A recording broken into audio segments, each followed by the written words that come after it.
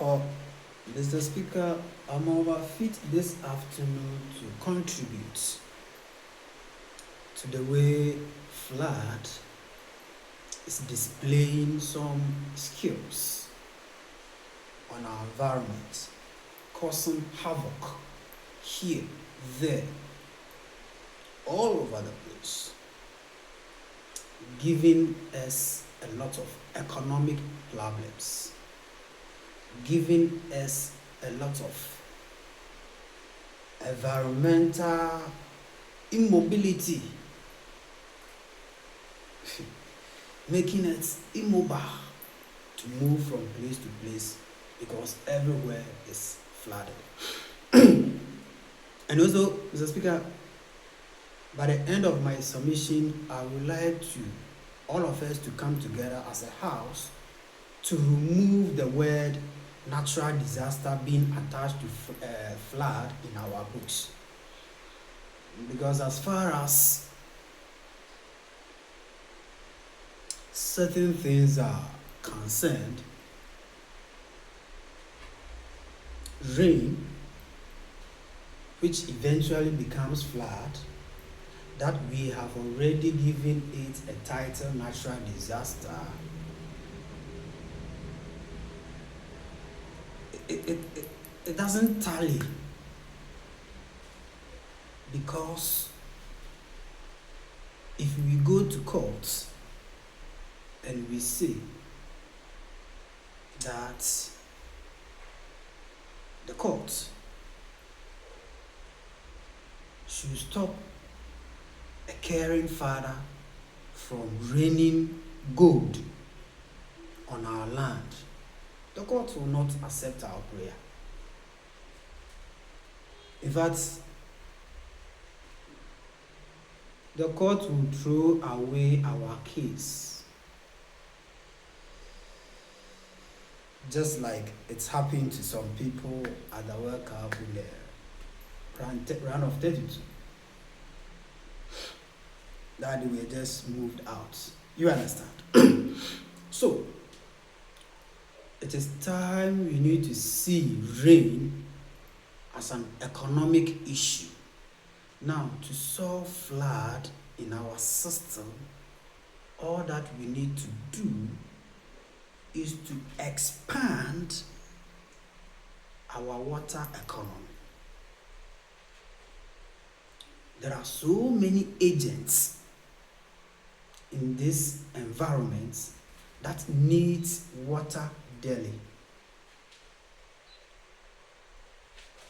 If we are able to provide all those agents water daily, there is no amount of water that will rain between April, May, June, July that we can't absorb to feed those agents that need water.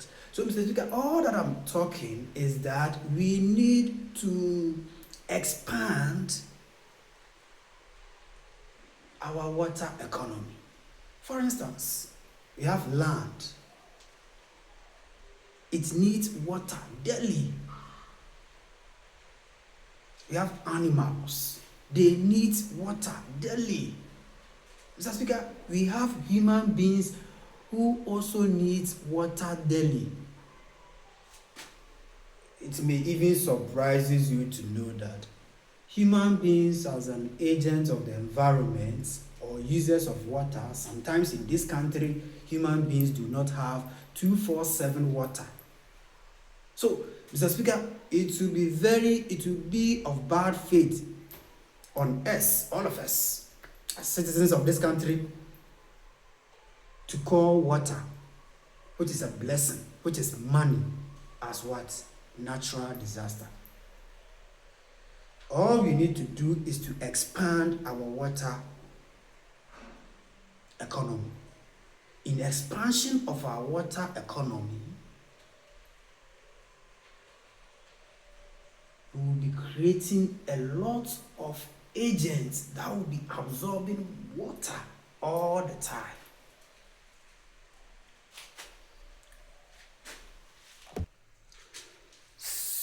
So, Mr. Speaker, I am of the view that we should see water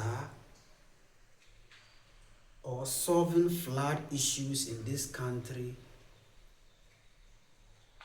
as a role that we have to create by expanding the water economy, the college that uses water in this country.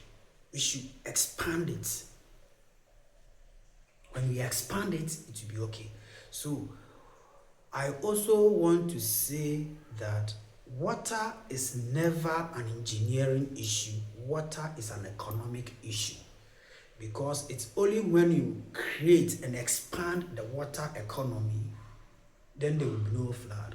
So it's a time the engineer will take maybe directions or instructions, or together with the water economists, they will tell the engineer, okay, create this aspect for the water to pass this way.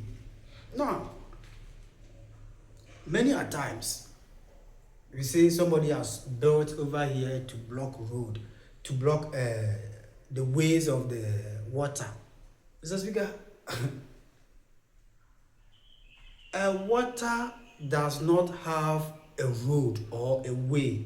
It is only when you give water to do anyhow you want him to do, then he will tell you that where you built is wrong. You don't have water lanes. It's you have to create a lane for water.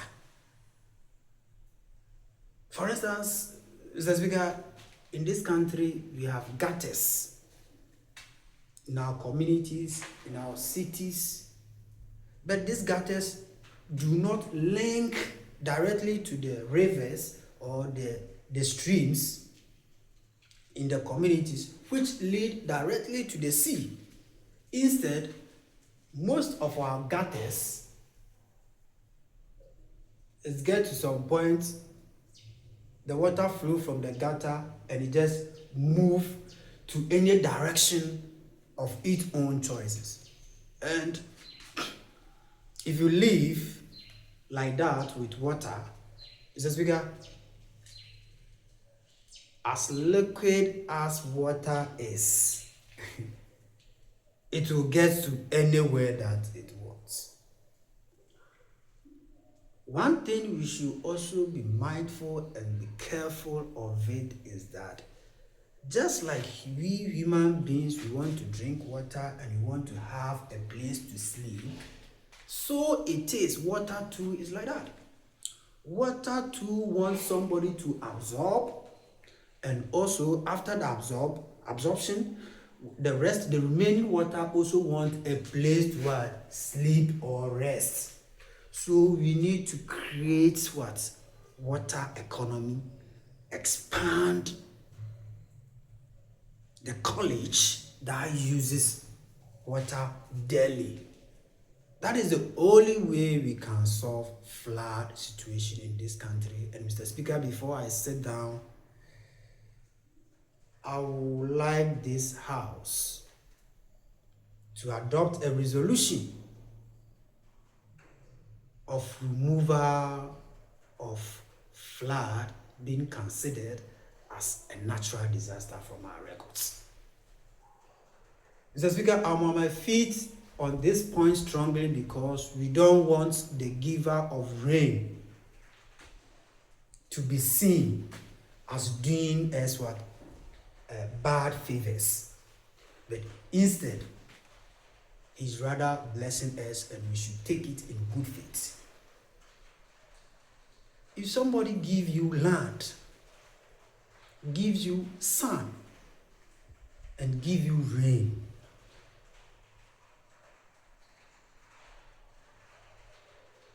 Mr. Speaker, it is up to us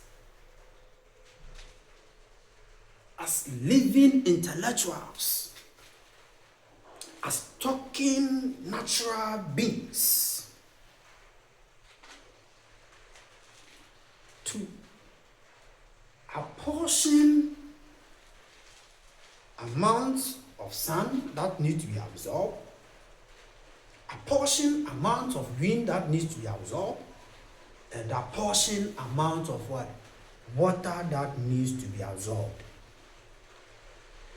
If we fail to plan by expanding our water economy and creating more users of water in our system, Mr. Speaker, if we take water or flood issues to be an engineering issue, not an economic issue like I'm saying, then Mr. Speaker, I'm telling you for a fact, we are going to be experiencing this almost either every 4 years, 8 years, or 13 years. We'll be experiencing this kind of flood situation in this country. So, Mr. Speaker, before I sit down once again, I want us to find a way to create more avenues. And the agents of water too, they are there. They are many. Like earlier on, I cited an example of land needs water. So we need to create economy for land that needs water. Animals, they need water. We need to create them. For instance, we have cattle that they live haphazardly. Very soon, I'm sure the way cattle on the streets, cities, they move along, nobody's. Very soon, I know you are going to say cattle rearing is what? A natural disaster. Meanwhile, it is our inability to put them into their what? Perspective order. And when you fail to put things in their perspective order, they also take the law into their own hands and behave the way they want to behave. And if anybody behave the way they want to behave, it is the third party or the second party that see the behavior as well, misbehavior. That's why we see water in our system as causing havoc. I know by expansion of our water economy, humanity is going to have peace on this land. And our properties are going to have freedom from being carried by this water. And economically, we are also going to benefit from the money that we will get from the expansion of our water economy. Spiritually, God is going to reward us or bless us more with more and more natural resources if we are able to utilize the natural resources given to us. If God gives you 1 billion tons of rainfall a day and you are able to utilize it, say, yes, these my people are actually, you understand. So there is no need for me to further extend the discussion to that level. But at this level, the point that I want to make, I think it's clear that we need to expand our water economy rather than seeing it as what? An engineering issue. And in the course of expanding it, education and sensitization will come along. So let us take flood as an economic issue and not an engineering issue that we always want to look at it from that point of view. Thank you, Mr. Speaker.